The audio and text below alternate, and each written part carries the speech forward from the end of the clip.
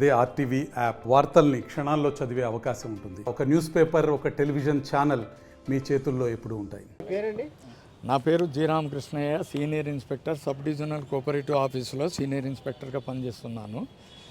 Deputy registrar of cooperative societies Kurnool వారి ఉత్తర్వుల మేరకు ఈ class 4 employees cooperative CHBS limited ఆఫీసును సెర్చ్ చేయడం జరిగింది. ఈ సెర్చ్లో మొత్తము ఈ బీఆర్ఓలతో, పోలీసు వాళ్ళతో, మీడియా వారి సమక్షంలోనే ఆ రూమ్ తెరవబడింది. తెరిచిన తర్వాత బీరువాని కూడా తీసి మొత్తం చెక్ చేయడం జరిగింది.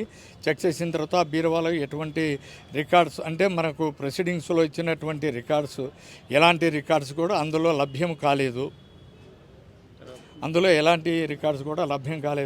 ఇది మీడియా సమక్షంలోనే జరిగిందని తమరందరికీ తెలియజేయడమైనది. ఆఫీసు ఓపెన్ చేయగానే మీకు ఏం కనిపించింది? అక్కడ ఏమేమి ఉన్నాయి? ఆఫీసులో బీరువా ఒకటి ఉండింది, 9 చైర్స్ ఉన్నాయి, తర్వాత 2 ట్యూబ్లైట్లు ఉన్నాయి, 2 ఫ్యాన్లు ఉన్నాయి.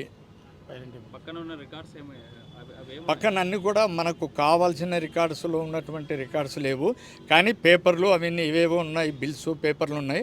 అవన్నీ కూడా మేము తీసుకెళ్ళి డిఆర్ ఆఫీస్లో మేము సబ్మిట్ చేస్తున్నాము. డేవిడ్, నేను ప్రజా పరిరక్షణ సమితి తరపున 4వ తరగతి బాధితులకు మద్దతుగా నిలిచి పోరాటం చేస్తున్నాము. గత 5-6 నెలల నుంచి మేము పోరాటం చేస్తున్నాము.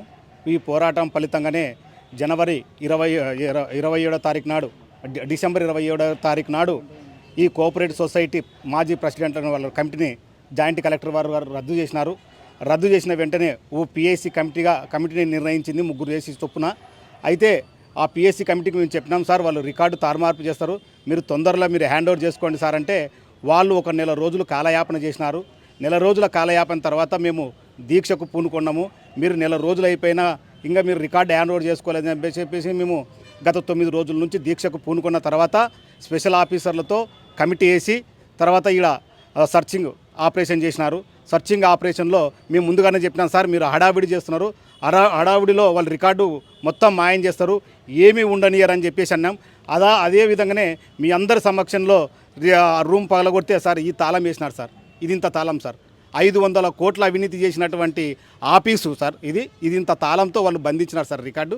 నిజంగా ఎవరైనా ఉంటే ఇంత కలెక్టరేట్లో ఇంత సీసీ కెమెరాలు ఉంటాయి, ఇంత నడిబొడ్డున దొంగలు వస్తారా సార్? ఉత్త ఖాళీ బీరువులు పెట్టినారు సార్. ఇక్కడ ఉండాల్సింది ఏంటంటే గవర్నమెంట్ అఫీషియల్గా అప్రూవల్ ల్యాండ్ సీలింగ్ కింద తీసుకున్నటువంటి ల్యాండ్ రికార్డు ఉండాలా, తర్వాత పంచాయతీ కల్లూరు గ్రామ పంచాయతీలో అప్రూవల్ చేసినటువంటి ల్యాండ్ అప్రూవల్ అయినటువంటి రికార్డ్స్ ఉండాలా, తర్వాత బ్లూ ప్రింట్ ఉండాలా, తర్వాత గడ్జిట్ నోటిఫికేషన్ ఉండాలా, అలాట్మెంట్ కాపీ ఉండాలా, డిప్ రిజిస్టర్ ఉండాలా, తర్వాత సభ్యులకైతే 791 ప్లాట్లు ఇచ్చినటువంటి ఓసీ కాపీలు ఉండాలా సార్.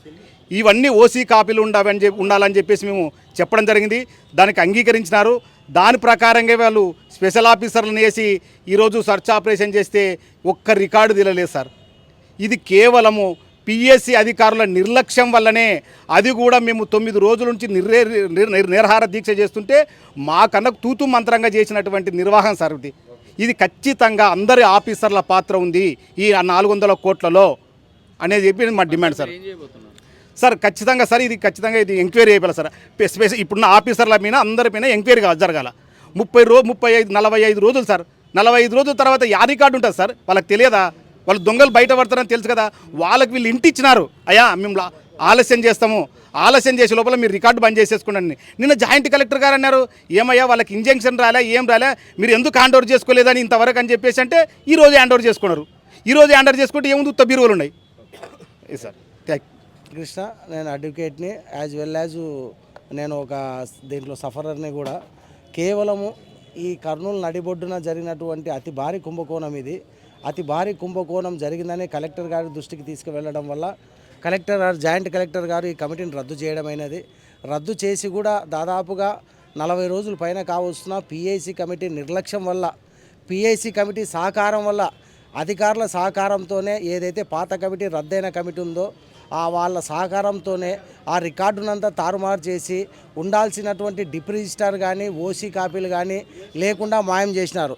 కేవలం వాళ్ళు మాయం చేయడానికి గల కారణం ఏమంటే వాళ్ళు రికార్డు ఇచ్చినా వాళ్ళు దొరికిపోతారు, ఇవ్వకపోయినా దొరికిపోతారనే ఉద్దేశంతో కేవలం ప్రభుత్వ అధికారులను తప్పుదారి పట్టిస్తూ ప్రభుత్వ అధికారులతో చేతులు కలిపి ఈ యొక్క అన్యాయానికి పూనుకున్నారని నేను తెలియజేయడమైనది. మరిన్ని వీడియోస్ కోసం ఛానల్ ని సబ్స్క్రైబ్ చేయండి, లేటెస్ట్ అప్డేట్స్ కోసం వాట్సాప్ ఛానల్ ని ఫాలో చేయండి అండ్ లింక్ డిస్క్రిప్షన్ లో ఉంది.